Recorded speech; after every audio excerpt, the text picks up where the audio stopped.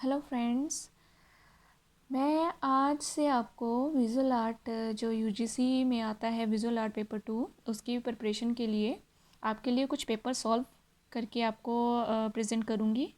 ठीक है। एंड ये आपकी लर्निंग को थोड़ा इजी कर देगा। ठीक है। इतना आपको जो इधर उधर, क्योंकि एक्चुअली हमारा सिलेबस ही इतना वास्ट है। ठीक है। तो हमें कन्फ्यूज़न भी बहुत होती है, कहाँ से कितना पढ़े, कहाँ से कैसे कैसे नॉलेज ले। ठीक है। तो अगर हम सबसे लास्ट ऑप्शन हमारा यही होता है, जब हमारी प्रिपरेशन हो जाती है ना, तो जब हमें नॉलेज मिल जाती है कुछ परसेंट तक, ठीक है, या हमने अपना सिलेबस कवर कर लिया जाता है, तो हम अब खुद को जज कैसे करते हैं? एग्ज़ाम पेपर दे के, खुद को टेस्ट करके। ठीक है। तो मैं आपको ये पेपर्स कुछ सॉल्व करके दिखाऊंगी। ठीक है। और किस तरह से आप एक क्वेश्चन के साथ काफ़ी सारी नॉलेज कैसे ले सकते हो। ठीक है। तो ये दिसंबर 2009 का पेपर है। ठीक है। जो मैं 2020 से में स्टार्ट कर रही हूँ। ठीक है। तो आज से मैं 10 ईयर जो पुराने पेपर्स हैं वहाँ से स्टार्ट, मैंने 9 से स्टार्ट किया है। तो यहाँ से मैं रेगुलर आपको जैसे ही मेरा क्वेश्चंस हो जाएंगे, मैं आपको मेरी रिसर्च या मेरा इंफॉर्मेशन कलेक्ट हो जाएगी, मैं आपको अपडेट दे दूँगी। ठीक है। तो अभी आज स्टार्ट करते हैं दिसंबर 2009। ओके। तो हमारा फर्स्ट क्वेश्चन है, large number of prehistoric painting are found in Orissa, Karnataka, Madhya Pradesh, Maharashtra. तो इसका आंसर है महाराष्ट्र। क्यों? क्योंकि इन्होंने large number of prehistoric painting बोला है। हमें पता है उड़ीसा में भी हमारी कुछ केव्स हैं या पेंटिंग्स हैं। ठीक है। तो महाराष्ट्र में भी है, बट इन्होंने लार्ज नंबर में प्री हिस्टोरिक पेंटिंग बोला है। ठीक है। प्री हिस्टोरिक पेंटिंग, ये पेंटिंग है। ठीक है। बट उससे भी प्री हिस्टोरिक पेंटिंग जो हमारी लार्ज क्वांटिटी में कहाँ पे है, तो वो है मध्य प्रदेश में। ठीक है। मध्य प्रदेश में कैसे? एमपी, एमपी मतलब मध्य प्रदेश, मध्य प्रदेश में भोपाल, भोपाल में क्या है? भीमबेटका। हमारी जो भीमबेटका है सबसे ओल्डेस्ट केव है इंडिया की। ठीक है। 100,000 एज ईयर अगो पहले की है, और 500 रॉक कट पेंटिंग्स है उसमें ऑलमोस्ट। ठीक है। सेकंड है एमपी में मतलब मध्य प्रदेश में होशंगाबाद में पंचमरी हिल्स। ठीक है। इसे सतपुरा की रानी भी बोला जाता है। Bye HD. गार्डन द्वारा इसको इसके बारे में पता सर्च हुआ था, और 1936 में। ठीक है। और उसके बाद बिहार में, मध्य प्रदेश में बिहार, बिहार में मिर्ज़ापुर। ओके। बिहार में मिर्ज़ापुर ये आती है। ओके। उसके बाद अगर हम सेकंड बाकी ऑप्शंस को देखते हैं, तो उड़ीसा में है उदयगिरी और कांदीगिरी की केव। ठीक है। उड़ीसा में कहाँ पे है? भुवनेश्वर में। ठीक है।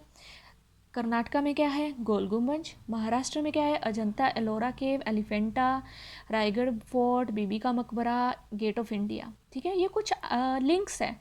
इससे क्या होगा, जब हम एक क्वेश्चन पढ़ते हैं ना, तो हमें दूसरे जो ऑप्शंस होते हैं ना, उसका भी एक ट्रिक होता है ये, कि माइंड में एक हमारे बैठ जाता है कि उड़ीसा में हाँ कुछ तो था, उड़ीसा में क्या था, उदयगिरी एंड कांदीगिरी की केव्स है ना, तो हम ऐसे रिलेट कर देते हैं, तो हमें ज़्यादा प्रॉब्लम नहीं होती। जब हम ऐसे पढ़ते हैं तो इजी हो जाता है। ठीक है। तो फाइनल लास्ट हमने क्या पढ़ा? Large number of prehistoric painting are found in Madhya Pradesh. कौन कौन सी? मध्य प्रदेश में भोपाल, भोपाल में भीमबेटका। ठीक है। और उसके बाद मध्य प्रदेश में होशंगाबाद, होशंगाबाद में प्री हिस्टोरिक पंचमरी हिल। ठीक है। उड़ीसा में भुवनेश्वर, भुवनेश्वर में कौन सी है? उदयगिरी एंड कांदीगिरी की केव्स हैं। कर्नाटका में गोल गुम्बज है। महाराष्ट्र में अजंता एलोरा केव। ठीक है। ये सब है। उसके बाद painter, who is known as father of cubism. तो फादर ऑफ क्यूबिज्म किसे बोला जाता है? पिकासो, बुराक, सिजेन या वैन गो। तो हमें पता है, हमने स्टडी किया है, पिकासो जो है वो फादर ऑफ क्यूबिज्म बोला जाता है, क्योंकि उन्होंने सबसे पहले क्यूबिज्म में काम करना शुरू, उस क्यूबिज्म में वे सबसे ज़्यादा फेमस हुए थे। ठीक है। उनकी वजह से क्यूबिज्म फेमस हुआ था। तो इनका जन्म कब हुआ था? 1881 में। ठीक है। ये एक स्पेनिश आर्टिस्ट है। ठीक है। उसके बाद अगर हम बाकी ऑप्शन देखते हैं, तो बोराक भी क्यूबिज्म से रिलेटेड है। ठीक है। तो उनका जन्म होता है 1882 में। तो आपने ऑलवेज याद रखना है कि पिकासो एंड बोराक दोनों किससे रिलेटेड है? क्यूबिज्म से रिलेटेड है। ठीक है। बट क्यूबिज्म फेमस किसकी वजह से हुआ है? वो हुआ है पिकासो की वजह से। इसके अलावा अगर हम सिजैन की बात करें, ठीक है। तो उसका जन्म 1839 में हुआ और वो एक पोस्ट इम्प्रेशनिस्ट के आर्टिस्ट है। और वैन गोग 1853 में जन्म हुआ, उनका बर्थ हुआ, एंड वो भी एक पोस्ट इम्प्रेशनिज्म के आर्टिस्ट है, जो कि एक डच आर्टिस्ट है। ठीक है। तो मेरा ये आपको ईयर्स बताने का क्या मोटिव था, इससे आपको एक सीक्वेंस भी पता चल जाता है। ठीक है। जैसे सबसे पहले इसमें सीनियर कौन है, वो है सीजेन का जन्म कब हुआ था, 1839 में। ठीक है। उसके बाद वैन गोग का जन्म हुआ है 1853, फिर पिकासो का जन्म होता है, और फिर बोराक का जन्म होता है। ठीक है। नेक्स्ट, पद्म पानी बोधिसत्व इज इन। अब पद्म पानी बोधिसत्व एक पेंटिंग है। ठीक है। जो कहाँ पे है, जो हमारी सबसे हमारी जो फ्रेस्को पेंटिंग्स है, कहाँ पे है, अजंता में। अजंता में कौन सी फेज पे पेंटिंग्स है, फ्रेस्को पेंटिंग्स है। ठीक है। जो बोधिसत्व बुद्ध से रिलेटेड है। ठीक है। उसमें कुछ स्कल्पचर्स बने हैं। ठीक है। मोन्यूमेंट्स बने हुए हैं। ठीक है। केव्स बनी हुई हैं। ठीक है। जिसमें अजंता है। अजंता कहाँ पे है, औरंगाबाद। ठीक है। औरंगाबाद किस में पड़ता है, एमपी में। ठीक है। तो जो पद्म पानी है, पद्म पानी कहाँ पे है, केव नंबर 1 में। ठीक है। इट मीन्स जो पद्म पानी है, ठीक है, वो केव नंबर 1 में है। केव नंबर 1 किसका है, अजंता का। अजंता कहाँ में है, औरंगाबाद। औरंगाबाद कहाँ है, एमपी में। ठीक है। ऐसे ना लिंक बना के आपको स्टडी करनी पड़ेगी। ओके। इसके बाद अगर हम ईयर की बात करते हैं तो अजंता 1 to 5 सेंचुरी बोला जाता है। ठीक है। और बादामी जो है वो एमपी भोपाल में है। एलोरा जो है वो सेम एमपी औरंगाबाद में एलोरा केव है, 5 to 8 सेंचुरी। एलिफेंटा, ठीक है, Madhya Pradesh गारीपुर 5 to 6 century AD बोला जाता है। ठीक है। तो इसके अकॉर्डिंग हमें क्या पता चला कि ये जितनी भी सारी केव्स हैं, ठीक है, ये कहाँ पे है, मध्य प्रदेश में है। ठीक है। Next, the famous painting of Picasso. Picasso की फेमस पेंटिंग कौन सी है, last supper, sunflower, Guernica, birth of Venus. आपको अगर याद होगा तो उनकी एक सबसे फेमस पेंटिंग जो उनकी लाइफ में बोली जाती है वो है गुर्निका। ठीक है। गुर्निका क्या है, गुर्निका एक पेंटिंग है जिसमें उन्होंने क्यूबिज्म का प्रयोग करते हुए, ठीक है, कुछ फेसेस बनाए हैं, कुछ एनिमल, ठीक है, बनाए हैं। ठीक है। एंड वो जो गुर्निका पेंटिंग है ये बनाई है पेरिस वर्ल्ड वार के ऊपर, क्योंकि जब पेरिस वर्ल्ड वार हुई थी तब पिकासो ने वो सारा सीन, वो सारे सिचुएशंस थी वो उन्होंने देखी थी। ठीक है। उसके बिहार पे उन्होंने गुर्निका बनाई। कब बनाई, 1937 में। इनका जन्म कब हुआ था, 1881 में। बनाई कब, 1937 में। ठीक है। और ये किस में बनी है, मोनोक्रोम में। फाइन। ओके। अगर हम नेक्स्ट देखते हैं बाकी ऑप्शन, लास्ट सपर। लास्ट सपर आपको पता होगा, जो टेबल्स पे काफ़ी सारे पर्सन्स बैठे होते हैं। ठीक है। और वो डिस्कशन करते हैं। और ठीक है, वो किसकी पेंटिंग है, लियोनार्डो डा विंसी की। ठीक है। बहुत फेमस पेंटिंग है और 1945 में बनाई गई थी। ठीक है। सनफ्लावर किसकी है, वैन गॉग की। ठीक है। 1888 में बनाई गई थी। बर्थ ऑफ वीनस है जिसमें एक लेडी है, ठीक है, जो एक कमल के फूल में से निकलती है। ठीक है। बोटिसल की है जो कि 1486 में बनाई गई है। ठीक है। Next, which was the first newspaper publish in India.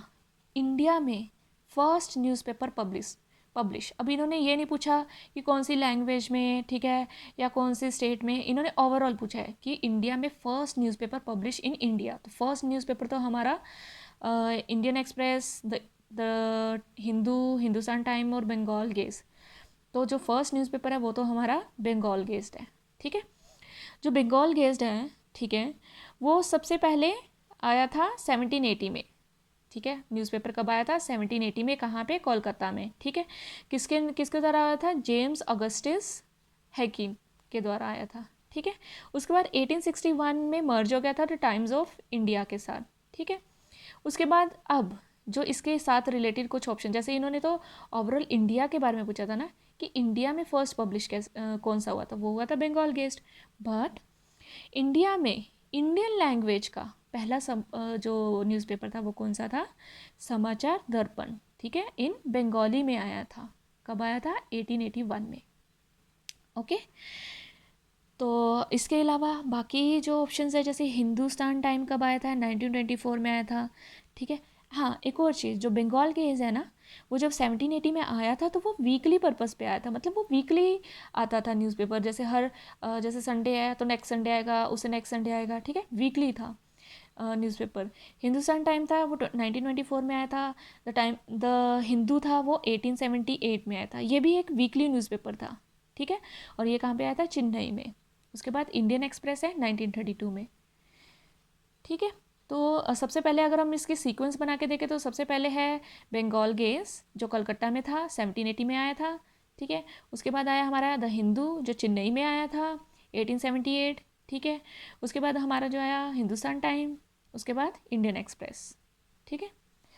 Next, making on object alive bye filming them on at a time. मतलब मेकिंग ऑन ऑब्जेक्ट अलाइव, मतलब ऐसे कौन सा ऑब्जेक्ट है जो live live live filming create करता है, ठीक है।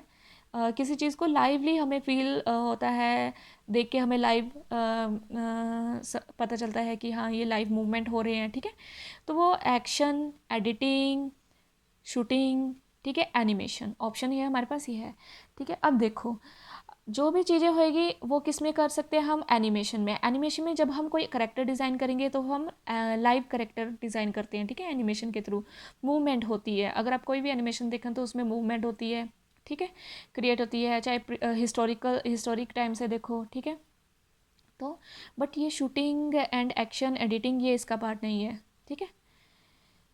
Okay, next is the word circulation of newspaper magazine means copies printed, copies sold, relationship, continuing। अच्छा, द वर्ड सर्कुलेशन, सर्कुलेशन क्या होगा, जब आप अपना पूरा पेपर जो है, न्यूज़पेपर जो है वो सर्कुलेट हो जाएगा, ठीक है, जितना भी आपने प्रिंटिंग निकाला वो सारा ऑल जगह पे चला गया है, ठीक है, जितना भी, तो उसका ऑप्शन क्या आएगा हमारा, कॉपीज प्रिंटेड, ठीक है। कितना सर्कुलेट, जितना सर्कुलेट होगा, जितना न्यूज़पेपर सर्कुलेट होगा उतना उसकी कॉपी प्रिंटेड होएगी, ठीक है। Next, eighth, a layout accurate in size, color, scheme and other necessary details to show how the final design will look, ठीक है। अब जब आप कोई भी एक्यूरेट साइज़, ठीक है, जब आप डिसाइड करते हो कि मेरा साइज़, मेरे किसी भी स्केच का साइज़ इतना होगा, ठीक है, और उसमें कलर ये होगा, ठीक है, कलर स्कीम ऐसी होगी, एंड ठीक है, आपने फाइनल सारा कुछ डिज़ाइन सेट कर लिया, तो उसको आप क्या बोलोगे, ठीक है। वो एक डिज़ाइन होगा, नहीं, वो एक आर्ट वर्क होगा, आर्ट वर्क तो है ही, बट यहाँ पे पूछा गया है necessary details to show how the final design will look, इसको क्या बोलेंगे, इस फाइनल डिज़ाइन को क्या बोलेंगे, हम बोलेंगे कम्प्रहेंसिव, ठीक है। अच्छा, ये जो थंबनेल है, थंबनेल क्या है, थंबनेल एक ऐसा पार्ट है जो reduce size version of picture of video, ठीक है, जो किसी वीडियो के पिक्चर का जो साइज़ है, ठीक है, वो रिड्यूस करता है। ओके।